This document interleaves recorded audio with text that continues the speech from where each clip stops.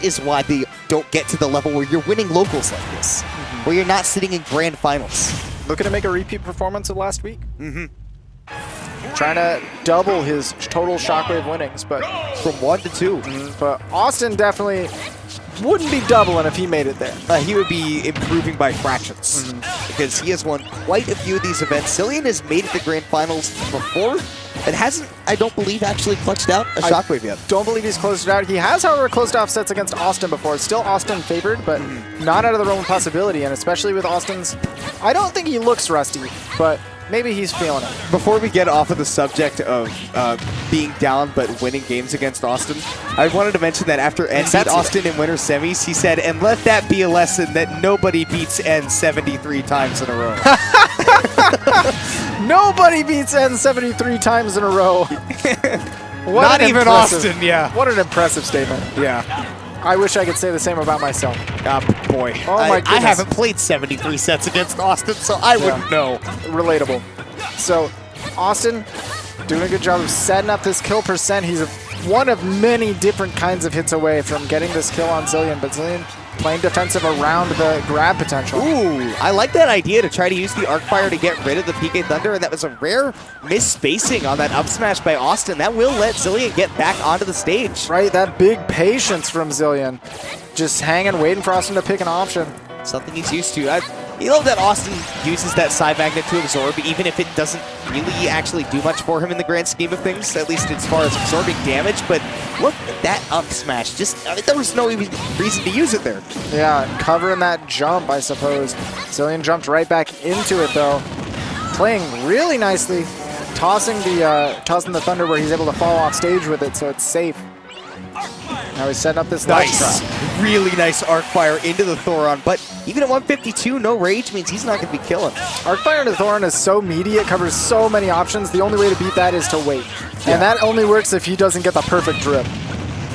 And I think he did get the perfect drip, if I'm not mistaken. Yeah, may as well be guaranteed. Thunder snipes that Thunder of Awestin, so Xillion, really good tech, but still playing from deep disadvantage. I'm amazed he made it back. That yo-yo usually covers almost anything without a hitbox, but the timing was just not quite right for Awestin. Xillion being taken coast to coast with these Thunders. Ooh. Down throw almost killed Raw. That was, I like that idea though, and Awestin gonna heal about 4%-ish. With all that rage, still not doing it. You know, maybe if he didn't heal that percent, then he would have enough rage with back throw. You might be right, but Xillion, a little bit too much respect for that up smash and whatever edge guard Awestin had cooked up. He's sitting on his last stock where he takes that first one, but Arc Thunder will send him out into that top corner. Awestin still looking strong though. Comes out to the bat. He was trying to read Xillion dashing away and tossing some Thunder. That bat is a reflector. Needy Thoron's gonna push Awestin off stage. What kind of ledge trap Xillion's setting up? Nah, he no ledge trap. He said, I'm getting aggressive. Yeah, no, Xillion's... This is what Xillion does when he's cornered sometimes. He will go, oh, it's time for me to hit you a lot? Wow, such great spacing on these arc fires. Right, Awestin missing the timing on the roll as well means Xillion had time to jab. It's Finally. Xillion had to use that fire jab to get Awestin off stage. But unfortunately, that meant that he only had one use of that arc fire, and he didn't realize that he was running out. And now he's running out of time to make this game in his favor. Really big whiff from Awestin. Let's Xillion take this stock, take advantage. He's sitting at 106. Not the first time we've seen a comeback from 106 tonight. But that back throw is not going to keep any closer.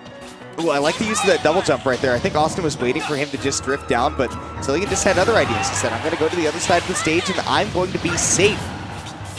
Nowhere is safe from this PK Thunder, though. Barely is able to avoid that up smash, but Awestin catches the roll and yeets Xillion off the stage. Big, meaty back throw. And that means Awestin one game away from getting that game against Grayson in losers finals, because, of course, losers semifinals is the last 2 out of 3 you're going to see tonight. That means that Xillion does have a shot to make this comeback, but it's not as grueling of a set. He's got to make that change now.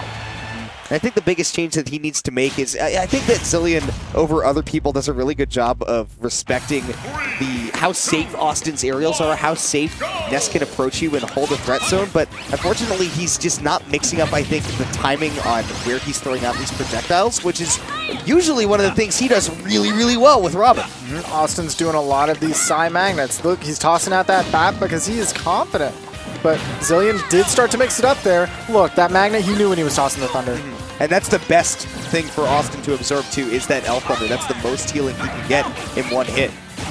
Most of it is multi-hits coming out of Xillion, so you don't get a lot of the healing.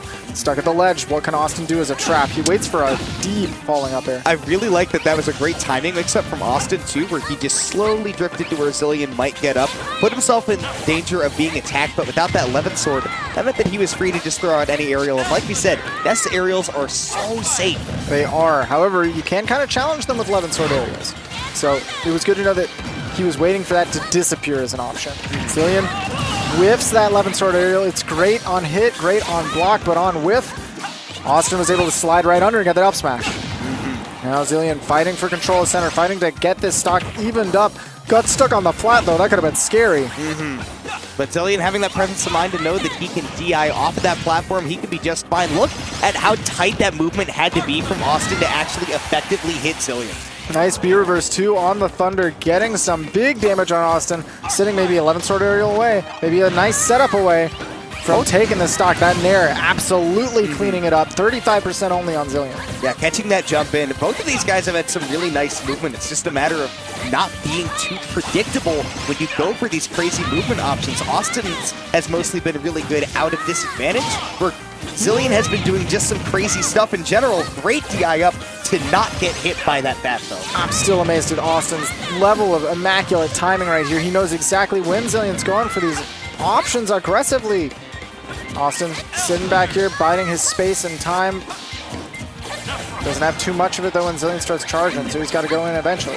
That Nosferatu, he hasn't landed a Nosferatu on Awestin yet because that timing is so well mixed up. Awestin doesn't stay in the same place for too long. He definitely knows that cardinal rule of combat. Don't let your opponent see where you're going to end up. That Arc Thunder is going to get rid of the PK Fire, but this could be getting rid of Xillion's stock if he's not careful. Look at how much damage Austin's already been able to pile on. 86 and climbing. Thunder was able to snipe him out of the situation, but drag down up air to catch him. So sick. Austin is schmovin'. Boy, Xillion barely avoiding disaster right there. There we go, landing a Nos though. That's plenty of healing. Absolutely, still sitting at a percent where now just about any aerial is going to kill.